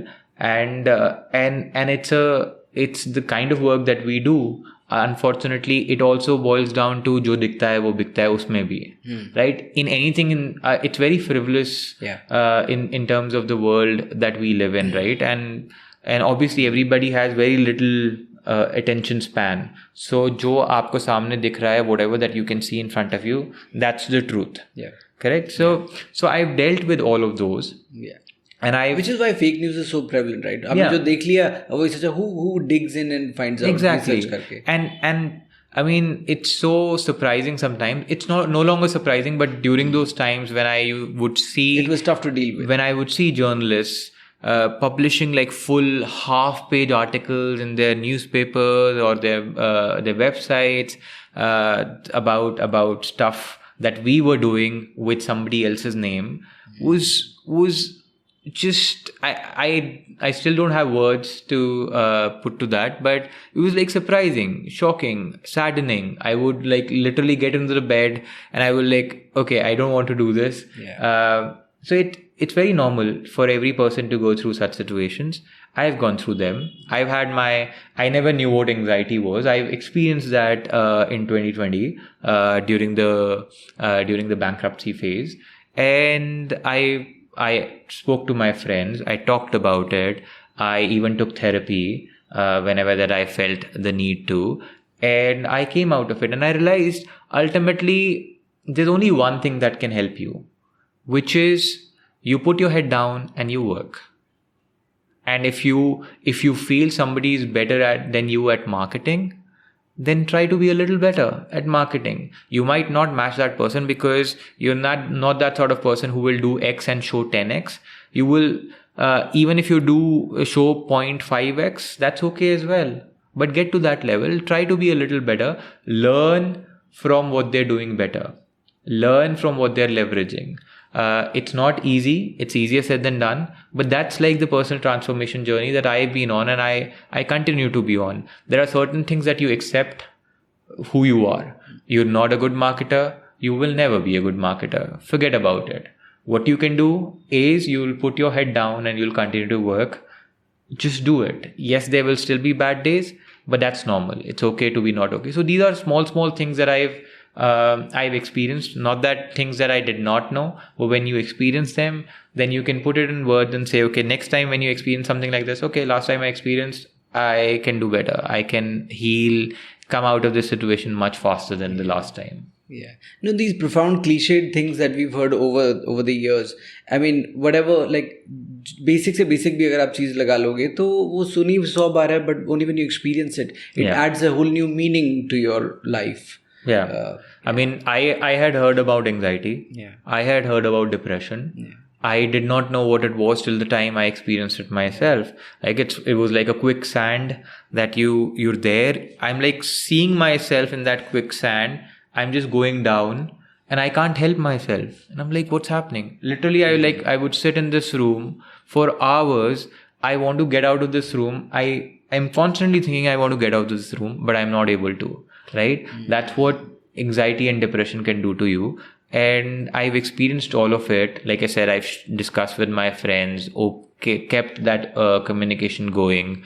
Then also sought therapy for a little bit whenever I needed. If I need therapy, I will go to my therapist and say, okay, I think I am in that situation where I know what I need to do, but I am not able to do it. I know I have the answers, but those answers are not helping me right now. So it's okay to vent out, right? The therapist might not tell you anything groundbreaking, anything which is rocket science, but still venting out and having that person to talk to and share those feelings at that time will help. So anybody who's going through any of these situations, do not think about, people are going through so much. People do such big things. And I am just in my little bubble, in my small world, not doing a lot and still going through all of this. Nobody's problems are bigger or smaller. Yeah. We all have our own issues and we all need to deal with them. Yeah. And in this fast world that we live in, I think it's a commonality to actually face those issues, especially after the pandemic, after the lockdown. Yeah, no, totally agree with that, dude. And most of us do downplay our own issues, saying, "Dunya ke paas to itni badi problems hai, ye to kya hi problem hai?" And we feel bad about feeling bad about that. Yeah, and it's a cycle. Yeah, glad you touched upon that. This has been amazing. We've talked about how grave the scene is, right? How bad things are, and the impact that we are not even visualizing. And also because we are so disconnected with the effect of it. Right? I'll buy a Bisleri from outside. क्या हो जाएगा? I don't see the microplastics going inside my body. My daughter's body. अगर नज़र नहीं आ रहा है बाहर पानी की ज़रूरत होगी तो मैं ले लूँगा और वो कर दूँगा. Because I don't have this awareness. But now I do. Now I do, and this is why I wanted to meet you so badly. Not just about the podcast. It's I have been seeing you trying to do this for over the years, like more than half a decade now. And I always I think most of us do have friends or do know people who are trying to bring about some social change in the society that's for the better. Like there's a friend of mine who's an animal activist. He does great stuff. I would love to, become better and know more about that and see how I can contribute. But I've been guilty of not doing anything at all because I'm so caught up in my life. And I'm assuming that's the bulk of the world. The work that you're doing, somebody will see a post somewhere and they'll say, oh, nice, and then move on. And maybe read the caption and maybe try to bring about a little bit of change.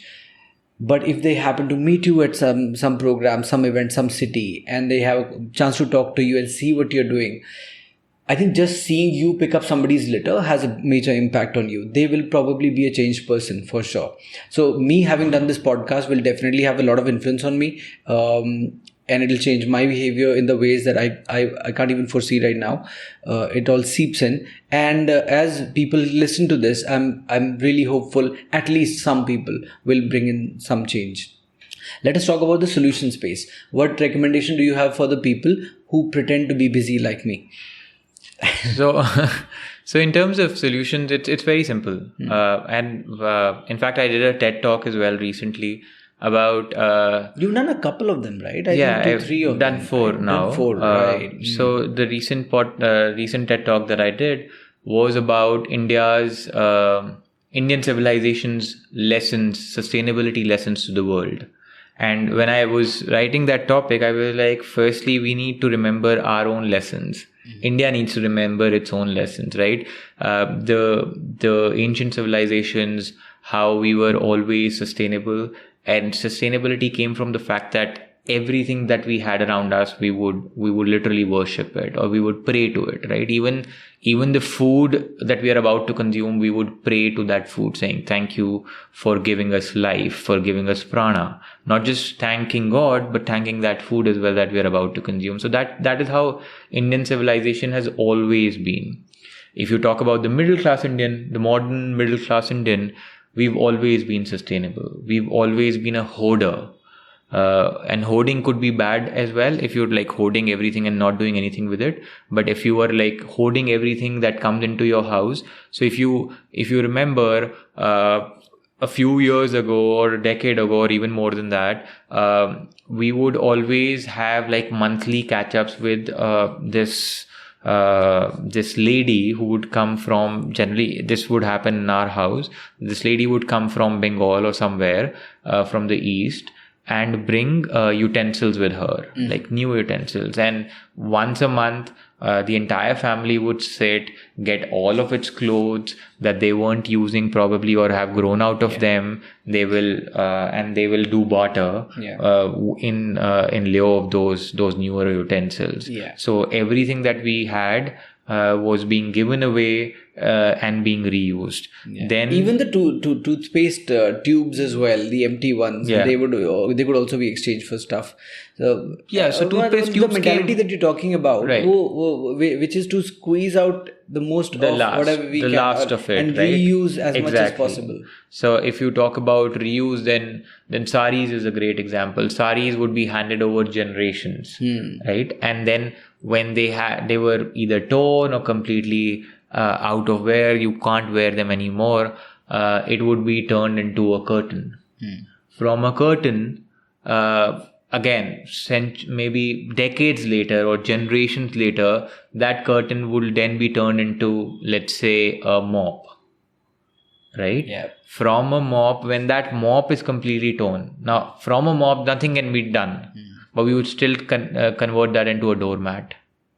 Dude, I'm just imagining the life cycle of this mop or doormat. इसने पूरी जिंदगी जी है, मतलब centuries है ना, और it's become useful. It's remained useful till its last breath, exactly. like, even if it's not breathing. But right, so that's who we Indians are. That's the typical middle class Indian. So sustainability has always been in our ethos. Over the last 20-30 years, we've kind of moved away from that. So it's just about being mindful. It's just about, remember how we used to have those little stalls, those little carts, which would give us cold water in the peak of the summer in 25 paisa or 10 paisa at one point, right? At bus stations. Yeah. That is something that we would do. We would carry our own bottle and get it refilled from there. We would carry our own jhola everywhere, do grocery shopping like that. With doing grocery shopping once a week, you could make it a family affair. Take your jhola, take your kids along with you as well. Go to the local mandi. And that ways, not only are you being sustainable, you're also getting to know what is locally grown, what is seasonal, because that is what we should be eating. We should not be eating the unseasonal stuff or the imported stuff as much as possible. Yeah. Right? So those big apples that are coming from the US are probably not the most sustainable, and when you're eating unseasonal stuff, that is not what your body needs at that time. For proper hydration, your body actually needs the local and seasonal. So those are things that'll make us healthier while we are at it with respect to sustainability. So hopefully we can get some of those things in our life, inculcate, and when we do those things, automatically our plastic consumption will go down, because we are cutting down on consumerism and instant gratification, and we are living a little more mindfully. So, bro, tell me. So, in my opinion, all change comes about when you practice something. Something becomes a part of your routine. Are there any behaviors that somebody can practice on the daily to make this a part of their life? Like, I'm not saying anybody should become a full-time blogger. If they wish to, they surely can. But I'm just saying, a regular corporate guy, what advice would you give them to what changes should they bring about in their day-to-day life that will help the environment? Yeah, so firstly, I feel that guys have this thing that, a man cannot carry a jhola, right? I want to make that like the coolest thing. You've already done that, dude. Your jholas look so cool. Yeah, so I've taken it to the red carpets, the green carpets, carrying my own jhola, and everybody's like kind of complimented me on it. So I feel that it's cool. Yeah. And I've gotten that validation. It's not just me saying it. There are people saying it out there from the fashion industry that it looks cool. So why not? Guys, you don't have to think about whether you're looking manly enough carrying your own jhola. It's very normal to carry a jhola. We should do that. The first thing that we should do, because in that jhola can come a lot of stuff. Yeah. Can come your bottle, can come your coffee mug, your cutlery set, carry your handkerchief. Let's not depend on the paper tissues, napkins everywhere. Yeah. These are small things that we could do. But tell me, coffee mug or ye sab kyun? When you go into Starbucks, you ask them to give you coffee in your mug instead of the... Yeah, and they give us a discount. Oh, they do? Yeah. I mean, you're giving them, you're ensuring that they don't use their disposable mugs. Those disposable mugs come at a cost as well, so they do give you a discount. Okay. And if not, then you should ask for it, because we are cutting down on your manufacturing costs or your total product costs. So why not give us a discount? So those are things that we would automatically start doing. I mean, I was in Toronto recently, and I went to, so in Canada there's this franchisee called Tim Hortons. Yeah. They sell... It's come to India now. Yeah. So they sell 5 million coffees a day. 5 million. It's across that popular. No, in Canada. Really? It's that popular. Okay. Right? And most of those go in disposable mugs. So the first time I went there, I asked them for my coffee in my mug, and they kind of refused. And then I spoke to the supervisor, so he agreed, and they just gave me my coffee in my coffee mug. So it was a zero waste coffee. Next time I went in there and I said, I want the coffee in my mug and I want a discount as well. And I got a discount too. So it's something that you need to ask for. It's something that you need to build as a habit. And as you start becoming more mindful, automatically a lot of those changes will happen. And that's what I believe, that with our movement, the Litter Free India movement, when you bend down to pick up somebody else's litter, you will not litter again. And from there, your sustainable journey will start, because you start thinking about, okay, there's a lot of plastic around me that I just picked up, and we will never be able to clean up our world by cleaning up. We will have to stop littering. And where is that litter coming from? It's coming from the waste that we are generating. How can I cut down on my waste? My waste can be cut down through some of the things that we discussed. Carry your own jhola, your bottle, your mug, so on and so forth. And that way you'll feel a little better about yourself, you've cut down, you've been more mindful towards the environment. Yeah. And even this has really struck me through this conversation. Just when you see people littering, you just pick it up and do it. And I think that can just be applied to freaking anything in life. Yeah. Like if you want to bring about any change. Yeah. Just people follow your actions, not your words. Yeah. So show them the right way of doing it. Rather than telling them the right way, show them the right way. If we know better, we need to be humbler. We need to add humility to our character and not show off. I think the world needs kinder people. With all the conflicts and wars that we see around us. If I know better, I am superior. That's the mentality that most of our world lives by, unfortunately. But ideally, it should add more humility to our character. Ideally, we should take others along with us. And that will happen when we show them the right way rather than telling them the right way. Because telling them becomes finger pointing, and unfortunately, nobody learns from it. You become a saint, man. But you've in a way answered my next question also, which was about around road rage, because especially in mountains, like you notice this is and it's a shame that I'm saying this, that you notice this in the mountains even more. कि हमें लगता है कि वहाँ जाते हैं तो वहाँ गंद नहीं फैलाना है, अपनी शहर में तो शायद फैलाना ओके है दुनिया के लिए. यहाँ पे it doesn't anger me as much as it does there, which is a broken thought pattern. ऐसा नहीं होना चाहिए. But what I wanted to say was, when I see somebody littering, rolling down the windows, and you're like treating the road and the city like a dustbin, and it angers me a lot, and I feel like sometimes pulling over and asking them ye kya hai aur ye. But then over the years, like over the last few months, I've been thinking about the amount of road rage that exists in Delhi and in UP and across India. You could just be shot in a minute, bro. मतलब निकालेगा बंदूक और गोली मार देगा. एक पन्नी आपको लगेगा पन्नी के पीछे आपने जान दे दी अपनी, प्लास्टिक के उसके पीछे. सो लगता है कि मत बोलो, बट नहीं बोलना भी गलत है. So how do you deal with that? So, I mean, if I just talk about plain road rage, I just was involved in a road rage just like 500 meters from my home recently. And the guy chased me. And first he pulled his car in front of me. I actually recorded it because I just suddenly started feeling scared. And then I pulled into the army area, because we live in the cantonment. There are several army areas which are manned by army jawans. Personnel. So I pulled into the area saying, this guy is chasing me. He's bullying me. He's trying to hit me from the back as well. Can you ask him to go? And they literally pulled both the cars together, and they called the army police, and we were literally to be put behind bars, including myself. And I'm like, what have I done? And in that half an hour or so, I was extremely scared. And I'm like, I am a guy who is well known. I know people. I mean, I can make a few calls. I know the right way of dealing with this, and yet I feel scared. In that moment, I felt helpless, and I was like, if a person like me feels this way, a regular guy on the road, how does that person feel? Right? And it's very unfortunate. It is something which is a lot more in North India probably than in other parts of the country. But road rage is a real problem.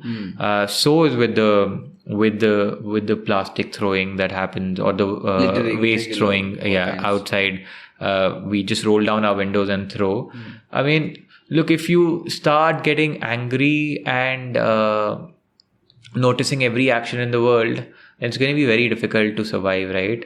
We'll just get overwhelmed within like a day. So to be able to not get overwhelmed, I think whatever that you can change, you try to do. Whatever is in your control, you try to make that right. And whatever that you can't, which is majority of the things, you let it go in that moment, right? Like I said, easier said than done, but that's the only way to go through this, right? If you want to create a bigger change, you will have to persevere on that path for longer. You have to run the marathon. You can't be sprinting and then completely burning out. So ultimately, that's something that I remember, and hopefully stay the course. Makes a lot of sense, bro. Yeah. We haven't spoken about, so we've spoken a little bit about the frustrations that you felt. There may have been some recognitions along the way. You won some awards. I keep seeing that on social media. What have you been recognized with so far?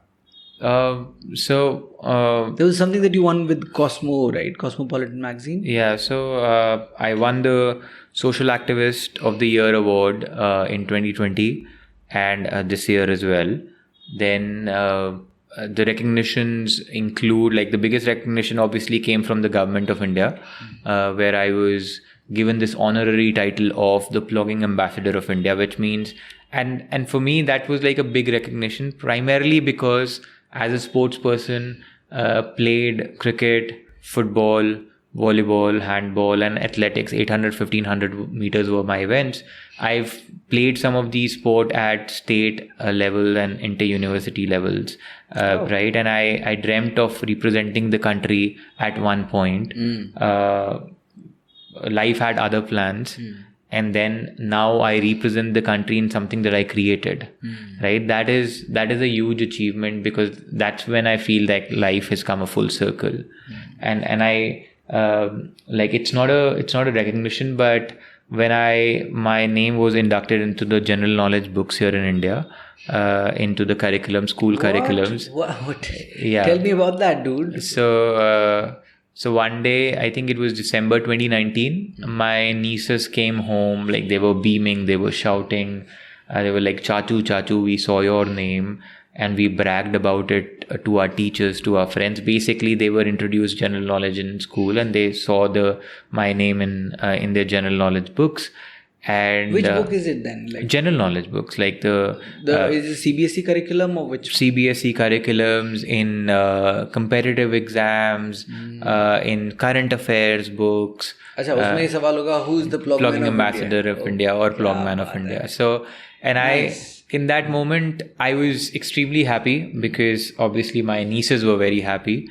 But I also just envisioned, so I was a GK quiz, a quizzer, a national level quizzer.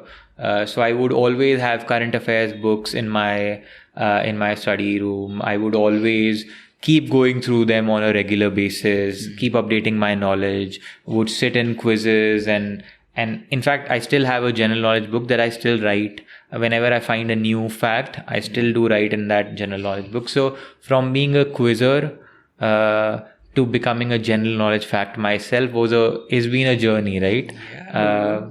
And at that time, I also then recollected the first time I think 2001 is the first time when I got my hands on my own personal computer. And somewhere around that time, Google searches had started happening as well. So you would go on Google and search for something. One day I decided to search my name, RipuDaman. And the first few names that I found, I wasn't very happy with it. because there were certain names which mentioned about some hijacking, some plane hijacking, 1985, Air India. I think since then that person's name has been cleared. He's been acquitted, so he's out of that. But at that time, that child, I was a child at that time, like 13, 14, 15-year-old probably, and seeing RipuDaman being involved, and that was like the first Google search that came up. I was like, I want to change this. Wow. And then when the Wikipedia page came up a few years ago, that was another moment that just that reflected in my eyes, and I was like, okay, I've done okay with my life. So it's been a journey. It's been a wonderful journey. A lot of downs, but a lot of ups as well, and something that I'm extremely grateful about. Yeah. It's been a rich journey. Yeah. Enriching journey. It is. Yeah. Great, sir. You have also been selected as an Earth Ambassador, or what was that about? Please tell me. Yeah. So I was selected by the Earth Day Network. Earth Day Network is the organization which is behind coining of the Earth Day, April 22nd. This was done in the 19th. ये वही लोग हैं जो आपको बत्ती बंद करने के लिए बोलते हैं Earth Day पे 1 घंटे के लिए. वो तो it's the global organizations are following now Earth Day, Earth Hour, Earth Day, but Earth Day Network is the organization which coined or which pushed for the Earth Day resolution, and that happened in 1970. And since then it's been celebrated every year, and it's a huge organization like a United Nations. So it's an intergovernmental organization working in 100 countries probably, and they selected me as one of the 12 athletes around the world who are working on sustainability and who are working diligently on ground to create a change, to create a better world. And I've been privileged to be in that company because the other 11 athletes are Olympians and like well-decorated athletes from around the world. Tell me one of the names. One of the other athletes from India is Siva Kesavan, who's been the only Indian athlete to represent us in the Winter Olympics for the last 5 or 6 editions. The only guy from India to represent in Winter Olympics, where we don't have a participation otherwise. So he's one of them. Then there are athletes and Olympians from the US, from the UK, I believe, and a couple of other countries. Yes. That is insane, man. It's great to hear. I'm glad at least this has picked up pace to the level it has. At least the recognitions, the necessary things that you need for this to happen. Yeah. All the necessary stuff like money, means, resources, all of that. I'm not saying it's pouring in, but at least it's able to pull the movement forward, right? Yeah. We're able to survive, and that's what's needed. Yeah. Also, so what's next for the Plogman of India? Well, I mean, something that I'm planning, and this is something that I've been planning for the last couple of years. COVID hasn't been very kind. I've had multiple COVID, like 3 times I've got COVID, and one time I was in isolation for a month. I was like really bad phase. It has impacted. But you've been exposed to so many things, bro. Like you pick stuff. So immunity has gone down. Body isn't the same. Would you say gone down, or does it go up? Because the more exposure you get to different viruses and bacteria and microorganisms, your body develops better immunity. No, so you have antibodies for that particular virus, but then your body has gone through trauma through these COVID episodes, and that. Sorry, let's do this again. So your body has antibodies once you. Yeah. So your body has antibodies for that particular virus, but your overall immunity suffers because you've gone through your body has gone through trauma, through multiple bouts of COVID. That leads to it being vulnerable to to other ailments, to other and coronavirus in particular was the kind of virus, it opens doors for other infections and viruses and other infected so things. it has impacted me in a lot of ways as well. Yeah. So I'm trying to build that up, and every time I try to build that up, another round of something happens, and then you need to. So it's been a challenge, but I want to do this in the next 3 or 4 months.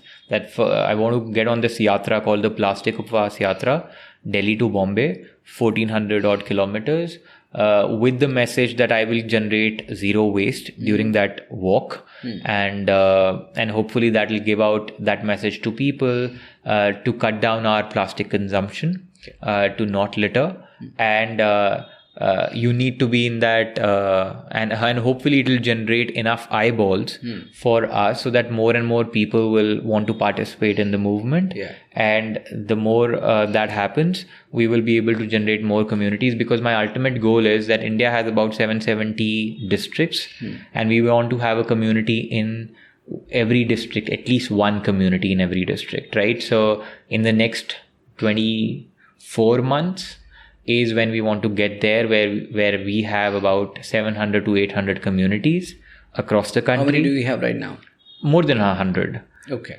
So we want to get there to 700, 800 and want to be in every district, at least one community every district. Right now there are multiple communities in multiple cities, and we're not able to touch like tier 2, tier 3 cities. So we want to get there, and we want to create this community in every nook and corner of the country, because the change will be driven by the locals, by these local communities. I can be the catalyst, I can be the initiator, but I can't be the change maker. For that we need this chain to keep on growing, so that the chain of change happens, and hopefully that will happen. You will need a lot of change agents along the way. You'll need to build more. Well, we need 1.4 billion Indians. All of them. Yeah. True. Absolutely true. When is the Delhi to Bombay happening? August or September. This August or September.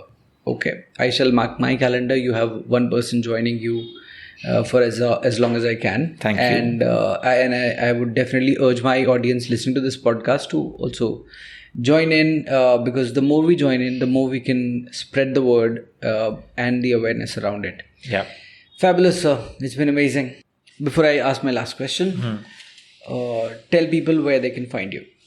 Oh, I was given this title of Plogman of India by the government of India, by the Prime Minister. Nice. So over time, I have accepted it. And that's how I've been. Now I am, if you try to look me up on Instagram or social media, you will find me as Plogman of India. It's not a title that I made up myself. It's not a title for Instagram, a username that I've created. It's a title that I received, an honorary title, along with the Plogging Ambassador of India, the official title that I received. But Plogman of India is my handle on social media. Okay. Wonderful, sir. If everything goes as per plan, if things happen your way, that never happens. Let's be hopeful. Well, I'm hopeful, but that never happens. I am hopeful and realistic at the same time. Okay, so if let's say 60% towards what you want it to be. That's very hopeful. No. Yeah, I'm just joking. I'm an eternal optimist, and yet I'm a realistic person. So I'm both. Yeah. So, but let's say whatever you would have thought about the future, right? Yeah. So just tell me what impact do you want to have on the world? No, I want to see India litter free. I want to make India litter free, and I want people, when they come, like we go to the West, we go to Japan, we go to Europe, and we see how beautiful the country is. Not just because of its scenery, but because the streets are clean, the parks are clean, the roads are clean. I want to make that happen, and I want, when people come from outside or our own citizens, when we go to a particular place in the city and we say, oh, this is beautiful, this is clean, this is litter free. And hopefully some people will remember that there was a guy who dreamt about it and who probably made it happen. That's my dream. Yeah. It's amazing, dude. सफर बहुत लंबा है. मुझे लग नहीं रहा कि अभी आजकल में होने वाला है. Yeah. बहुत मेहनत लगेगी आपकी और हम सब की. So let us hope this adds value to people's lives and makes them think a little bit the next time they're about to throw something out on the road. Yeah. Thank you so much for making time, my friend. Thank you. Thank you so much.